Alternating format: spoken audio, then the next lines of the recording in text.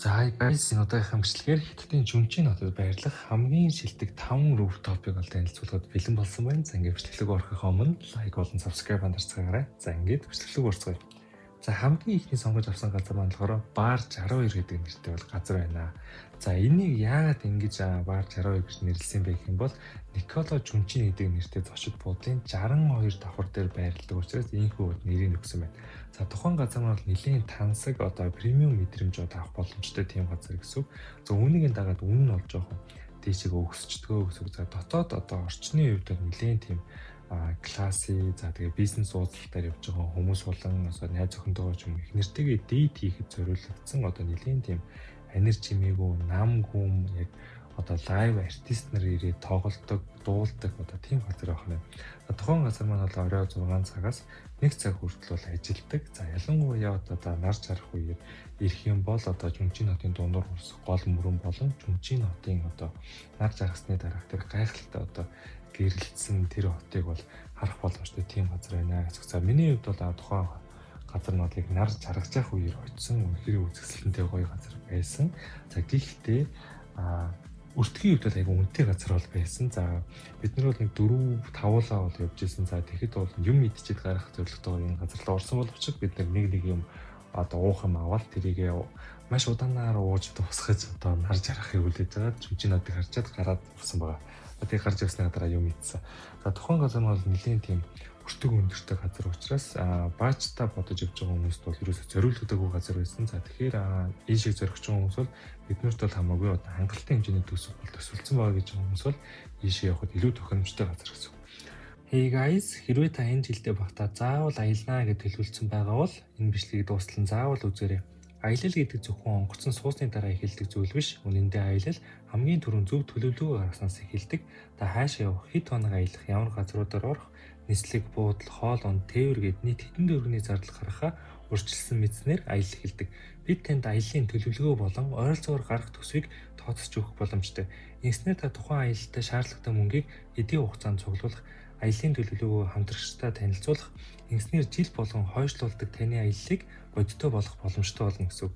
Хэрвээ тань зөвлөгөө хэрэгтэй бол дээрх дугаар руу холбогдорой. За ингээд бичлэглүүгээ эргээд орцгоё. За дараагийн 2 дахь газар бол нэлийн тийм өргөмөц газар байгаа. За нэр нь бол Showa Sky Terrace гэдэг нэртэй бол газар байгаа. За энэ газар нь бол бас заавал очиж үзүүл ер нь их зүгээр газар юм шиг надад санагдсан.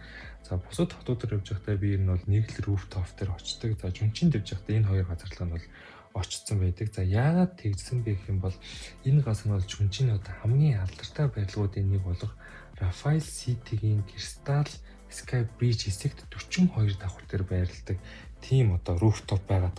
За онцлог нь болохоор яагаад энийг нөгөө зүгээр rooftop биш гэж байгаа вэ гэхээр 200 м-ээс дээш өндөрт байрладаг ийм шилэн шалтай гэх юм уу тийм газар байгаа даа. За яг та доошоо ингээд харах юм бол Янгцэ болон жилийн гэдэг ийм хоёр гол ингээ хоёр талаас урсаж ирээд уулзуур дээр нь за дээрэс нь Жүнчин хотын нөгөө гэрэлтсэн Жүнчин хотыг харна. За түүнээс гадна энэ голуудаар хөвж яваа маш гоё гэрэлтэй гоё юм круиз юмнуудыг бас хардаг байгаа. За нэг талаас жоохон айцтай идэж гисэн зураг болон бичлэг хийхэд үнэхээр тасархай газар байсан. За тэгэхээр хоёр дахь газрыг бол би бол нэлээд бас санал болгож чинь. За дээрэс нь нөгөө эхний танилцуулсан Бар 62-ыг бодоход хоёр дахь газар нь арай үнийн хувьд арай боломжийн газар бол байсан байгаа даа.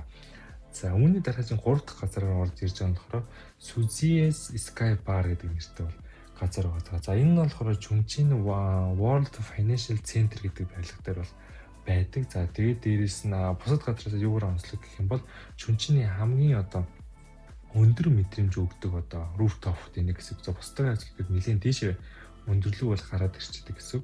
За түүнээс нь гадна болохоор дээд давхрууд нь байрлал City Center буюу та хотыг 360 градусаар бол харах боломжтой гэсэн. За өмнөх хоёр газар маань болохоор яг тодорхой яг хотын нэг өнцгийг хардаг бол энэ газар маань бол ингээд 360 градусаар хөссөн газар руугаа харах боломжтой учраас аялагч жуулчлаар явж байгаа бол энэ газар бол нэлийн санал болгосон байдаг. За би яг тухайн газарт нь бол энэ газар руу очиж үзээгүй. За энэ газрыг яагаад энэ бичлэг дээр бүр ингээд дахин энийг онцлоод байна гэх юм бол нэг Жүнчин хотыг өөрөө Cyberpunk City гэдэг уур амьсгалтай тэгж харагддаг гэдгээр нь бол одоо интернет дээр нэлийн од болцсон, вайрал болцсон хот байгаа. За тэгэхээр яг энэ rooftop дээр гарах юм бол яг тэр Cyber City гэдэг одоо тэр мэдрэмжийг илүү одоо гүн авах боломжтой гэж бол ер нь бол хүмүүс аялагч нар ярьдаг. За дөрөвт газар нь болохоор River Terrace гэдэг нэртэй бол газар байна. За энэ газар нь бол Хёндонг болон одоо голын иргэн одоо гэрлүүдийг илүү ойроос харах боломжтой rooftop гэдгээр бусдаас одоо баг зэрэгөөр.